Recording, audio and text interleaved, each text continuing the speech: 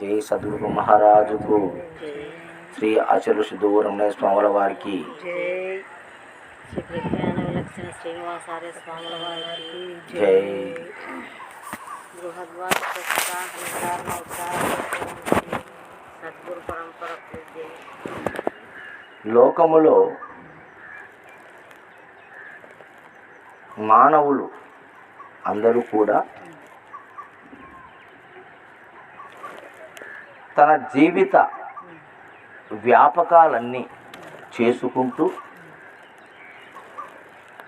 ఎందుకంటే ఈ జీవిత వ్యాపకానికి ఆది మధ్య అంతము లేదు. ఈ జీవితం అనే వ్యాపకానికి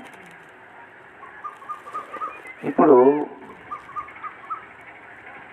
ఈరమ్మ 80 ఏళ్ళ 90 ఏళ్ళ వయసు, 85 సంవత్సరాలు మరి అయిపోయింది. వ్యాపకం అయిపోలే, వ్యాపకమో మిగిలే ఉంది. ఈ దేహం పోయినా అది ఇంకా మిగిలే ఉంటుంది. దానికి ఫుల్ స్టాప్ లేదు, దానికి అంతం లేదు. వ్యాపకం కొనసాగుతూనే ఉంటుంది. దేహం ఉన్నంత వరకు ఏదో ఒక వ్యాపకం కొనసాగుతూనే ఉంటుంది. ఆరోగ్యమనో అనారోగ్యమనో, బిడ్డలను, మనవళ్ళను, మనవరాళ్ళను, ఇండ్లు వాకిలను, మరి పశువులనేమో, మరి ఇరుగు పొరుగు, ఆస్తి పాస్తులు, ఇలా జీవితం మొత్తం పెనవేసుకొని అందులో తిరుగుతూ కొందరు మహనీయులు ఆలోచన చేసి, ఇంతే నా జీవితము, ఇది కడదేరాలంటే ఎట్లా, ఇది ఎక్కడికి ముగింపు అవుతుంది, దీని నుంచి మనకు విశ్రాంతి ఎప్పుడు, ఈ జన్మకు ఉందా లేదా అని ఆలోచన చేసి, ఈ సృష్టికంతా భగవంతుడు ఒకడు ఉన్నాడని, ఆ భగవంతుని యొక్క ఆజ్ఞ మేరకు ఈ సృష్టి జరుగుతుందని ఒక నిర్ణయానికి వచ్చి, మరి ఆ భగవంతుడు ఎవరు అనే ప్రశ్న వేసుకున్నప్పుడు, ఆ భగవంతుణ్ణి మొట్టమొదట అనాదిగా మనిషి పరిపూర్ణ జ్ఞానం కలగక మునుపు ఈ ప్రకృతినే భగవంతుడుగా వాళ్ళు తలచినారు. మనకు ఆకలి తీర్చే ఈ భూమాత దేవతని, ఆమెకు భూదేవిని, శ్రీదేవిని, పుడమి తల్లిని, అనేక రకాలైనటువంటి పేర్లు పెట్టుకొని మరి ఆమె దేవతని భూమిని నమస్కారం చేసుకుని భూమికి పూజలు చేస్తూ మరి పంట పొలాలను పండించుకుంటూ జీవనం సాగిస్తూ ఉన్నారు. సరే, ఒట్టి భూమి ఉంటేనే కుదరదు కదా, నీరు కావాలి కదా. నీరు లేని భూమిలో పంట వస్తుందా? పోయిన సంవత్సరం వర్షాలు పడక మన సీపాడంతా బీళ్లు పెట్టుకున్నారు. దేశమంతా ఏదో వర్షాకాలంలో పండితే కొన్ని నీళ్లు ఉంటే సొప్పో పెసరో అట్లా ఒట్టి పైర్లు పెట్టుకొని అవి కూడా ఎండిపోయి సకాలంలో వర్షమే కురియక మరి తినేదానికి ధాన్యం లేకుండా ఇబ్బంది పడినారు. కాబట్టి నీరు కూడా ఆధారం మనకు. నీరే దేవత అని గంగమ్మ అని పేరు పెట్టి నీటికి మరి ఆ గంగమ్మకు పూజలు చేసినారు. వర్షం పడినా, కాలువకు నీళ్ళు వచ్చినా, ఏటికి నీళ్ళు వచ్చినా తండోపతండాలుగా పోయి టెంకాయలు కొట్టి గంగమ్మకు పూజలు చేస్తూ అయితే నీళ్ళకు మనం ముక్కలేమని గంగమ్మ అనే ఒక ప్రతిరూపాన్ని పెట్టుకొని ఊరేపట మనము ఒక గుడో లేదా 4 రాళ్ళలో, అది కాకపోతే ఒక చెట్టుకే గంగమ్మని పేరు పెట్టి, వేప చెట్టుకు గంగమ్మని పేరు పెట్టి, ఆ చెట్టుకు చీర కట్టి బొట్టు పెట్టి ఆడ టెంకాయలు కొట్టి, టెంకాయలతో తనివి తీరక ఈ సంవత్సరం వర్షాలు బాగా పడి 50 ఎకరాల మాగాని 100 ఎకరాల మాగాని ఆ కాలం, ఇప్పుడంటే జనం ఎక్కువ రోత వచ్చిందిలే, అప్పుడు చేసుకునేంత ఉండేది మనుషులకు.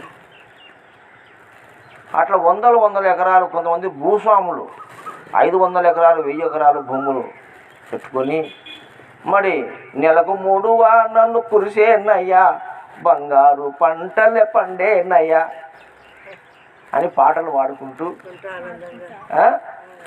మరి ఆ వానలు కురిస్తే ఆ పంట రాసులు ఇంటికి వస్తే ఆ ఇంటి వాళ్ళంతా ఆనందంతో ఉప్పొంగి ఆ పంటను చేలో నుంచి ఇంటికి తెచ్చినటువంటి కూలీలను బంధువులు అందరిని పిలుచుకొని, అరే వరుణదేవుడు గంగమ్మ తల్లి బాగా ఈ సంవత్సరం వర్షాలు పండి మనకు మంచి పంట వచ్చింది కాబట్టి గంగమ్మకు 4 యాటలు పెడతాయి ఈ సంవత్సరం, రండిరా అందరు తిందురు అని ఆనందంతో మరి మూగజీవాలను మనం బలిచ్చి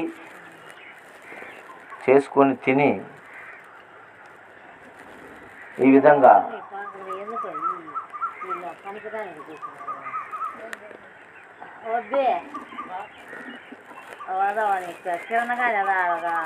ఆకుముట్టు తీసుకురమ్మా, ఏముండదు అని ఆ విధంగా తిరునాళ్ళు చేసుకున్నారు. మరి ఆ గంగనే దైవంగా భావించినారు. ఇంకా కొంతమంది ఆలోచన చేసి నీళ్లు భూమి ఇంటి కుదరదురా, సూర్యుడు లేకపోతే పంటలు పండవు, తెల్లారదు, మొత్తం చీకటి అయిపోతుంది, చీకటి అయిపోతే జీవులే పుట్టవు భూమి మీద, ఆ సూర్యుని తేజస్సు వేడి పడినప్పుడే ఈ జీవులు పుడతాయి, లేకపోతే పుట్టవు, కాబట్టి సూర్యుడు దేవుడు అని కొంతమంది సూర్య వంశస్థులను సూర్యునికి అందరూ మొక్కరు సూర్యుని. ఎక్కువ ఈ భూమి జలతత్వంలో ఉన్నటువంటి దేవతలనే ఎక్కువ మొక్కుతారు. భూమి జలతత్వంలో ఉన్నటువంటి దేవులనే ఎక్కువ మొక్కుతారు అందరూ కూడా. అర్థమైందా? సూర్యుడు మొక్కేవాళ్ళు తక్కువ. ఎందుకంటే సూర్యుడు ఈ ప్రపంచానికి వెలుగునిచ్చేవాడు. అతనికి చాలా నిష్ఠ ఉండాల. సూర్యోపాసన చేయాలంటే ఎంతో పవిత్రంగా ఉండాల, వాక్కు శుద్ధి ఉండాల, నిరంతరము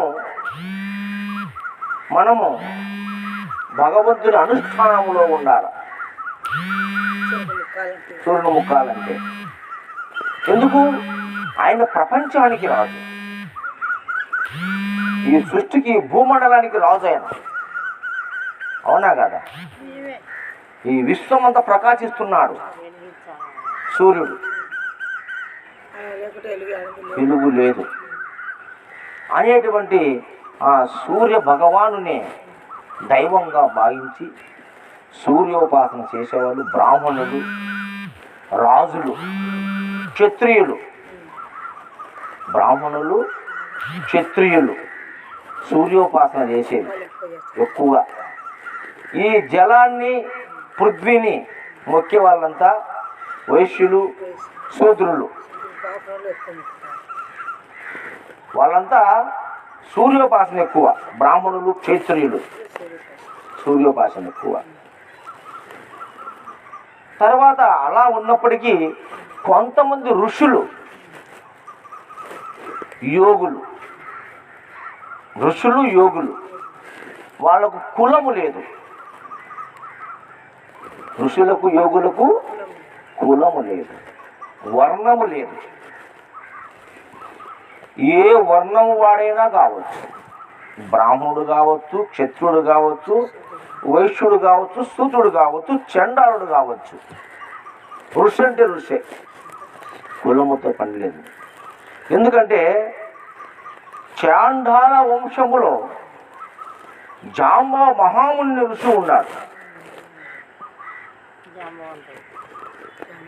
జాంబ మహాముని ఋషి ఉన్నాడు. అలాగే వాళ్ళ కుమార్తె అరుంధతి మహాపతివ్రత వశిష్ఠుని వివాహం చేసుకుంది. ఒక చాండాల వంశములో కులములో పుట్టి. కాబట్టి ఋషులకు మునులకు కులములు లేవు. గురువుకు ఋషులకు మునులకు కులము లేదు.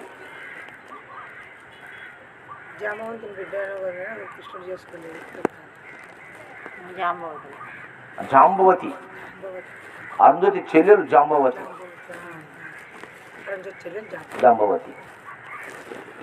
మరి ఈ విధంగా ఒక స్వచ్ఛతకు పవిత్రతకు కుల మతాలతో పని లేదు. అట్లా ఋషులు మునులు అనేవాళ్ళు భగవంతుడు భూమి జలము సూర్యుని వదిలిపెడితే నాలుగోదిన వాయు స్వరూపం భగవంతుడు అని నమ్మి ఆ శ్వాస సంబంధించినటువంటి ధ్యానము, ప్రాణాయామము, ధారణ, ధ్యానము, సమాధి ఇవన్నీ కూడా శ్వాస మీద జరిగే పనులు, అంటే వాయువు పైన జరిగే పనులు. వాళ్ళను ఋషులు అన్నాం, మునులు అన్నాం, గురువులు అన్నాం. అవునా కదా? అటువంటి ఆ చలనమే చైతన్యం. పూర్ణ మద్భయ మకండ చైతన్యం విశ్వవేద కల్నాదివృత్తం, అది దైవమని. ఆ వాయువే లేకపోతే సమస్త సృష్టి నాశనమైపోతుందని. మరి ఈ ముక్కులో గాలే 84 లక్షల జీవరాశులు నడిపిస్తుందని. ఎక్కడ చూసిన ఏ జీవులలో చక్కగా నడుచు సర్వమంతయు, ఎక్కడ చూసిన ఏ జీవులలో చక్కగా నడుచుడు సర్వమంతయు, మొక్కే వారికి ముందు దేవుడై దిక్కేనని తెలుపుతున్నది ముక్కులో గాలి. ఇది వీడిపోతే ఒక్కటి ఉండదు ఖాళీ. అవునా కదా?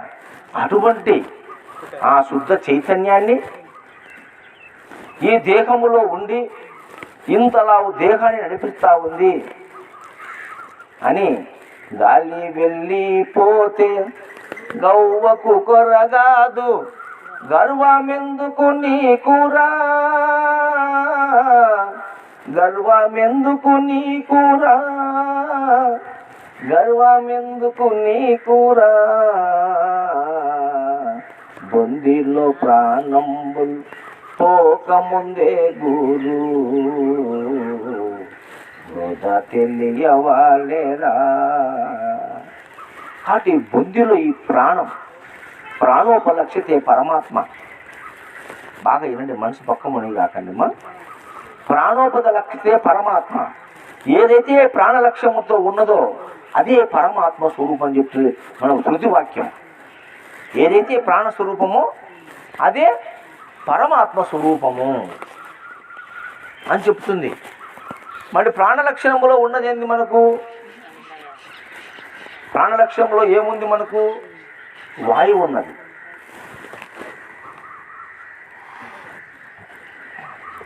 అందుకే తల్లి గర్భము నుంచి బయటపడిన క్షణములో మనం మొదలుపెట్టిన ఈ ఉచ్ఛ్వాస నిశ్వాసను కాటికి పోయేంత వరకు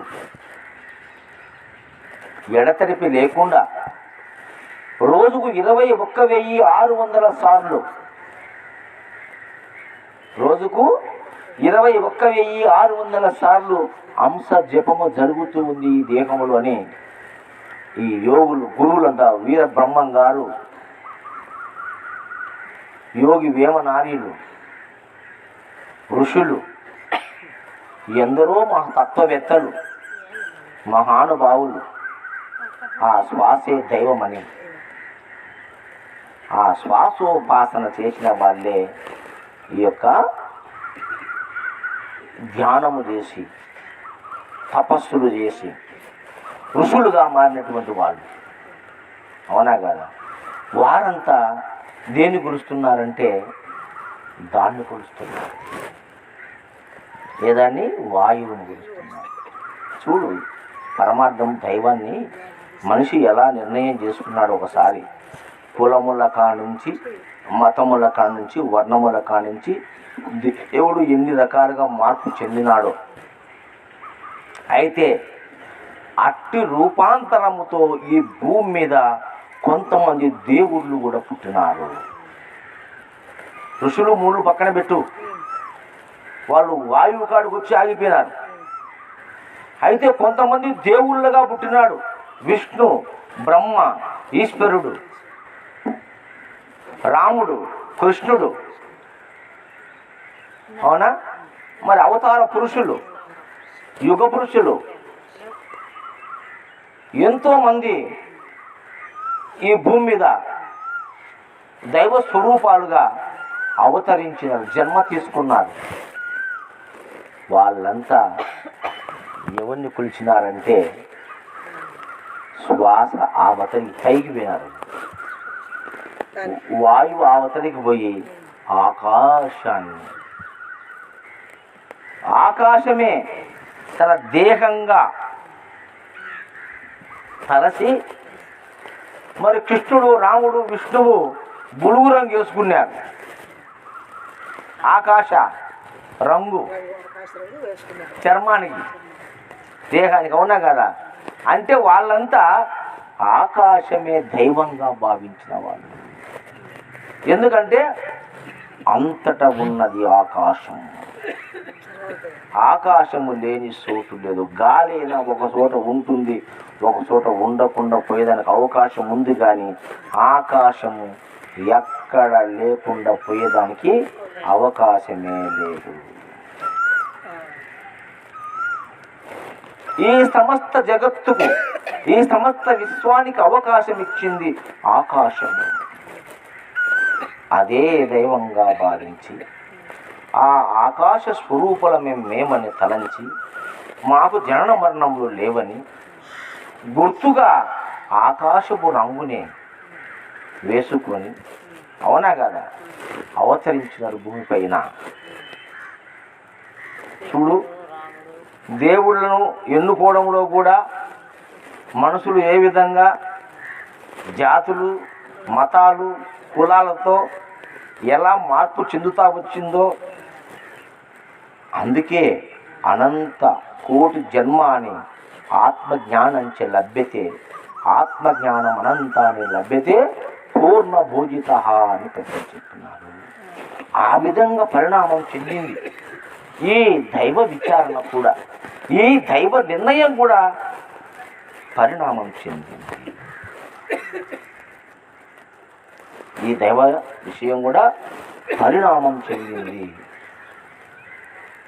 అటవీ ప్రాంతములో, పల్లె ప్రాంతములో, అజ్ఞాన దశలో ఉన్నటువంటి హరిజనులు, గిరిజనులు, శూద్రులు, వీళ్ళంతా కూడా తమో రజో గుణములతో కలిసి భౌతికంగా కంటికి కనిపించేటువంటి ఈ నేల, ఈ నీరే దేవుడు, ఈ నేల, ఈ నీరే దేవుడు అని భావించి వాటినే మొక్కుతూ, వాటికే బలిస్తూ, వాటితోనే సహవాసం చేసి వాటిలోనే లయమై పోతా వచ్చినారు. అవునా? తర్వాత క్షత్రియులు బ్రాహ్మణులు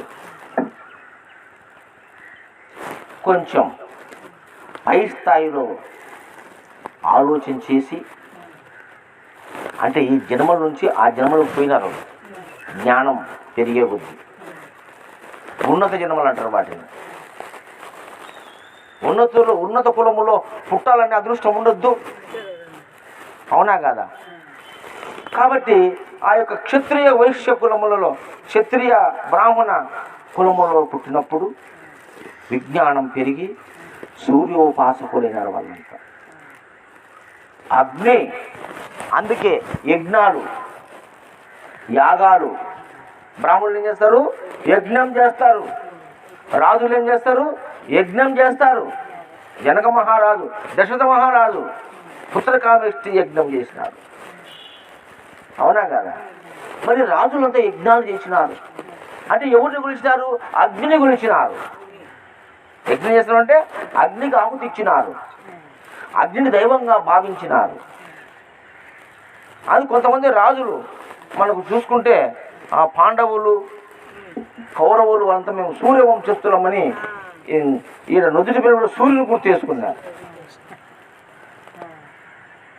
అవునా కదా? కాబట్టి సౌర ఆ యొక్క సూర్యుని దేవుడుగా భావించి పూజలు చేసినారు.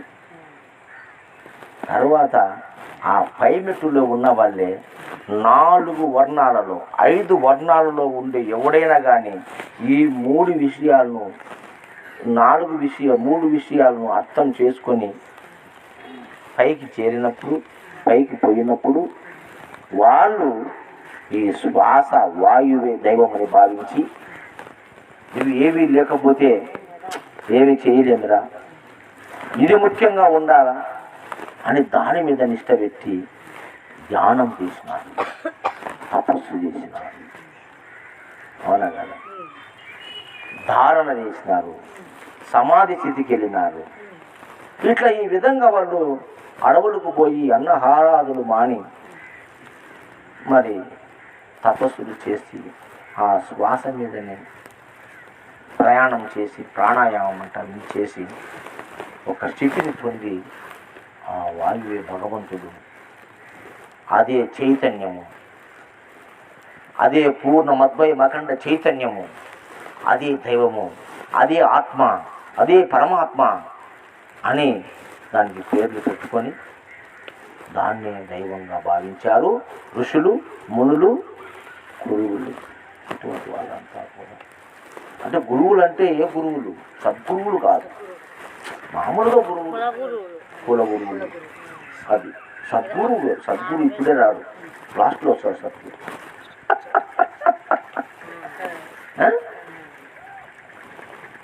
తర్వాత కొంతకాలానికి వీళ్ళందరికీ మించి కొంతమంది దేవుళ్ళు పుట్టారు, ఆకాశతత్వంతో పుట్టినారు, బులు రంగు కొట్టుకొని, అవునా కదా?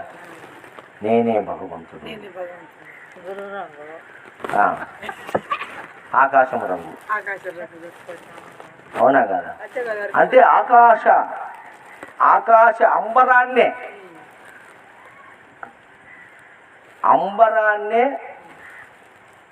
తన ఆభరణంగా, అంటే తన శరీరంగా ధరించి వచ్చినాడు.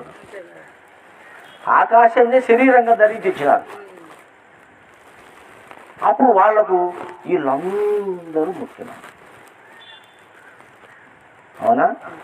భూమిని మొక్కేవాడు మొక్కినాడు, జలమును మొక్కేవాడు మొక్కినాడు, అగ్నిని మొక్కేవాడు మొక్కినాడు, మరి వాయువును మొక్కేవాడు కూడా మొక్కినాడు. అడిగి ఆకాశతత్వంలో ఉన్న వాళ్ళను ఇలా 4 మొక్కినారు. ఈ పంచభూత తత్వాలకు అతీతంగా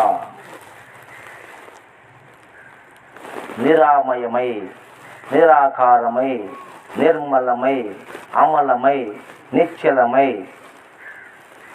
సావు పుట్టుకలు లేకుండా ఆది మధ్యాంతరహితమై ఆవద్మానసన్న గోచరమై ఏ బ్రహ్మమైతే ఉన్నదో అట్టి నిలుగున పరబ్రహ్మము, పరమ పురుషుడు, సద్గురువు. ఆయన సద్గురు. అంటే పంచభూతాలకు అతీతమైనటువంటి వాడు. ఆకాశానికన్నా అతీతం. ఆకాశము నావరం నిరావరణం అచలం, దాన్ని అచలం అన్నారు, దాన్ని పరిపూర్ణం అన్నారు. అది గురుస్వరూపం, అది సద్గురు స్వరూపం. అర్థమవుతుందా? ఇలా పంచభూతముల యొక్క దేవతామూర్తులు అయిపోయిన తర్వాత 6వ తత్వం, అదే సద్గురు తత్వం. అదే సద్గురు తత్వం. అక్కడ ఉన్నాడు గురువు. అట్టి గురువును మీరు చేరినారంటే ఎంత పుణ్యం చేసుకుని ఉండాలంటే దేవతలకు కూడా దక్కని. అంటే వీళ్ళు కూడా ఈ గురువు రంగు కట్టుకునే వాళ్ళందరూ కూడా గురువు కడిపినారు. మళ్ళా పోయినారా లేదా? ఈమె దేవతలాగా పుట్టిన వాళ్ళు ఆకాశాన్నే మరి దేహంగా ధరించి పుట్టిన వాళ్ళు కూడా గురువు దగ్గరికి. ఆయన సద్గురువు, గురు స్వరూపం. దానికి పేరు లేదు, గురు స్వరూపం.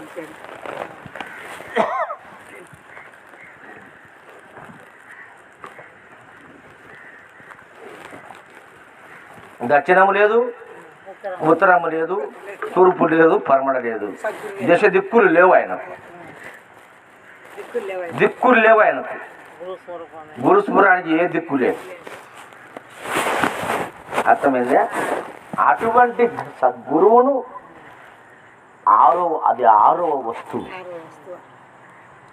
అది 6వ మానస గోచరం. ఈ 5 కనపడతాయి, అది కనపడదు.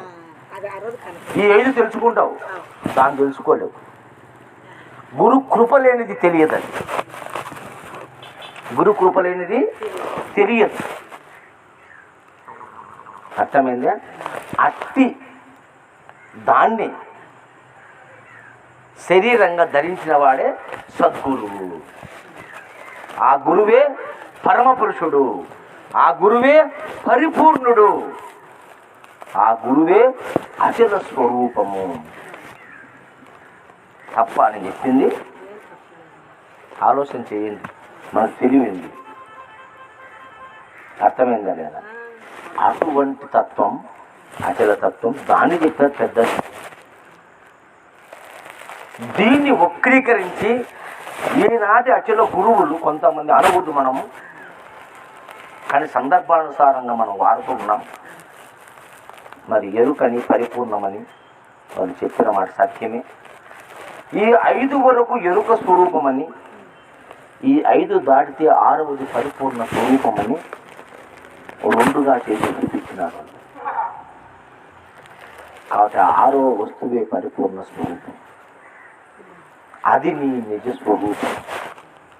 దాన్ని చేరుకోవాలను అని చెప్పి సిద్ధాంతం చేసినారు అచల సిద్ధాంతం. శ్రీధర శివరామ దీక్షితులు నిర్ణయించినారు. అయితే ఇది శాఖోపశాఖలుగా పోయి ఒక్కొక్క ప్రాంతంలో ఒక్కొక్క రూపు దాల్చింది, ఒక్కొక్క ప్రాంతంలో ఒక రూపు దాల్చింది, ఒక పద్ధతి వచ్చింది, ఒక అనుకరణ వచ్చింది. అనేక రకరకాలుగా ప్రాంతాన్ని బట్టి సిద్ధాంతాన్ని మార్చుకున్నారు, మార్పులు చెందినాయి. పలుకులు పలుకుతున్నారు కానీ మార్గాలు వేరైనాయి. నిజమా కాదా? అటువంటి ఆ యొక్క 6వ స్వరూపమైన దైవాన్ని గురించి ఆచరించి దువ్వు రమణయ్య స్వాముల వారు ఈ పాటలు చెప్పినారు. అందుకోసం ఇంత కథ ముందు చెప్పాల్సిన పరిస్థితి వచ్చింది. ఈ పాటకు పాడుతున్నామంటే అర్థం కావాలంటే ముందు కథ తెలిసే కదా మనకు అర్థమయ్యేది. అందుకు ఇతడు సత్యం వేదో చక్కగా తెలియక చేసిన పూజలు వ్యర్థములే, నిత్యానిత్యము నెరిగిన నాడే నికయే భయములు ఉండవులే. సత్యం వేదో చక్కగా తెలియక చేసిన పూజలు వ్యర్థములే, అది సత్యమైంది. ఏది చిట్ట చివరికి మనం చెప్పుకున్నది. మరి దాన్ని చక్కగా తెలుసుకోకుండా నువ్వు చేసిన పూజలన్నీ వ్యర్థమే. అంటే అక్కడికి ఫలమే. అన్నం తింటే కడుపు తిరుగుతుంది, నీళ్ళు తాగితే దాహం తిరుగుతుంది, అవునా కదా? అలా ఏ భూతం ఆ భూత నిర్ణయం జరుగుతుంది, ఆ భూతం నువ్వు తృప్తి పడతావు కూడా, తృప్తి పడతావు. అది శాశ్వత తృప్తి కాదు, అది తాత్కాలిక తృప్తి. అన్నం తింటాం, కడుపున ఆకలి బాగుంది స్వామి, మళ్ళీ 3 గంటల తర్వాత మళ్ళీ ఆకలి వచ్చింది. శాశ్వత తృప్తి లేదు కదా. ఒక్కొక్క మనిషి జీవితంలో పుట్టిన సత్య లోపల కొన్ని టన్నులు అన్నం తింటాడు. అంత కూర్చుకుంటాం, రోజు మూపుడు తింటాడులే. ఎన్ని రకాలు తిన్నాడు, ఎన్ని కందిబేలు తిన్నాడు, ఎంత కారం పొడి తిన్నాడు, ఎంత ధనియాల పొడి తిన్నాడు, ఎన్ని పచ్చిమిరకాయలు, ఎంత గోంగూర, ఎన్ని ఆకుకూరలు, ఎన్ని వంకాయలు, బెండకాయలు, దొండకాయలు, ఎన్ని బజ్జీలు, బుగ్గాలు, పకోడాలు, వడలు ఎన్ని తిన్నాడు సత్య లోపల. ఇవన్నీ కూడికి వచ్చే ఒకసాట ఎంత అవుతుంది? ఈ ఊరు సరిపోదు, అవునా కదా? అయితే అక్కడికక్కడ తృప్తి ఇస్తాయి ఇవి, అది శాశ్వత తృప్తి కాదు. కాబట్టి అటువంటి సత్య వస్తువును తెలుసుకోకుండా నువ్వు ఎన్ని పూజలు చేసినా వ్యర్థమేరా. నిత్యానిత్యము నెరిగిన నాడే ఇక ఏ భయములు ఉండవులే. ఏది నిత్యమో ఏది అనిత్యమో నీకు తెలియబడినప్పుడు ఇక నీకు భయము లేదురా. భూమి దేవుడు అనుకున్నావు, దేవుడు భూమి ఈనాడు ఉండి రేపు పోతుంది. ఎందుకంటే అనంత విశ్వములో ఈ భూమి ఆవగిందమేని, అది ఆడ గాలికి ఎగిరిపోతుందో తెలుసుకోలేవు, పోతుంది. అదంతా ఈ విశ్వంలో ఆవగించే భూమి. నీకు ఆవగింజ అంటే ఎంత చిన్న చూపు నీకు. ఆ భగవంతుని విషయంలో ఇది కూడా అంతే, ఒక ఆవగింజే.